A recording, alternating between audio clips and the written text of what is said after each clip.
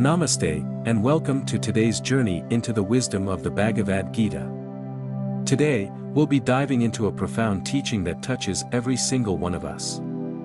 Chapter 6, verse 35, the mind is restless and difficult to restrain, but it is subdued by practice. These are the words of Lord Krishna, spoken to Arjuna during a moment of deep spiritual contemplation. But what do these words really mean?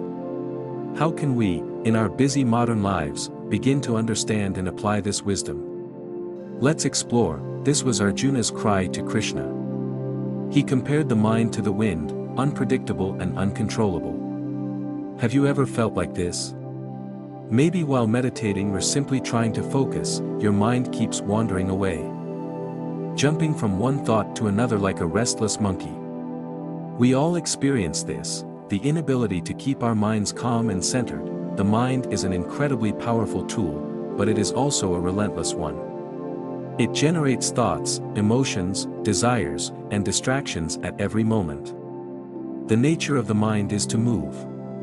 In fact, the word manas, in Sanskrit, which translates to the mind, comes from the root man, which means to think or to imagine. Our minds are naturally restless because they are constantly seeking stimulation and information. Think about it, the mind jumps from thinking about what happened yesterday to worrying about tomorrow, rarely ever being fully present in the moment. This is why we often feel overwhelmed and scattered. It's the nature of the mind to move from one place to another. It's strong and resistant to control, which is why Arjuna, the great warrior, says that controlling the mind is more difficult than controlling the wind. So, how do we deal with this restless mind?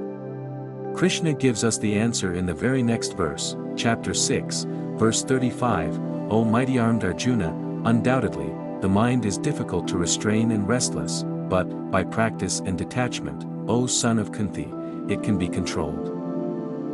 Here, Krishna introduces two essential practices, abhyasa and vairagya.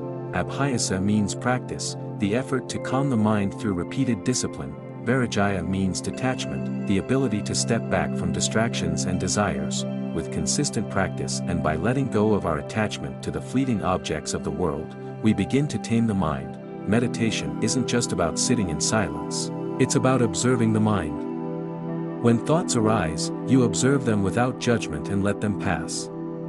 With each session, you strengthen your ability to detach from the restless mind and stay connected to the present moment. Detachment doesn't mean giving up everything.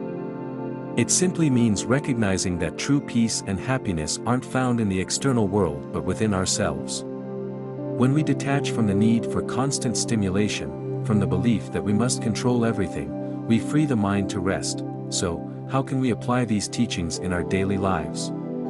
We can start small. Dedicate just 5 to 10 minutes each day to sitting quietly in meditation.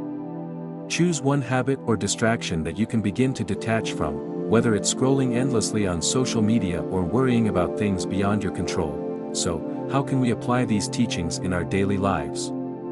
We can start small. Dedicate just 5 to 10 minutes each day to sitting quietly in meditation. Choose one habit or distraction that you can begin to detach from, whether it's scrolling endlessly on social media or worrying about things beyond your control. Thank you for joining me today. If you found value in this wisdom from the Bhagavad Gita, please like this video, share it with those who may benefit, and subscribe for more spiritual insights.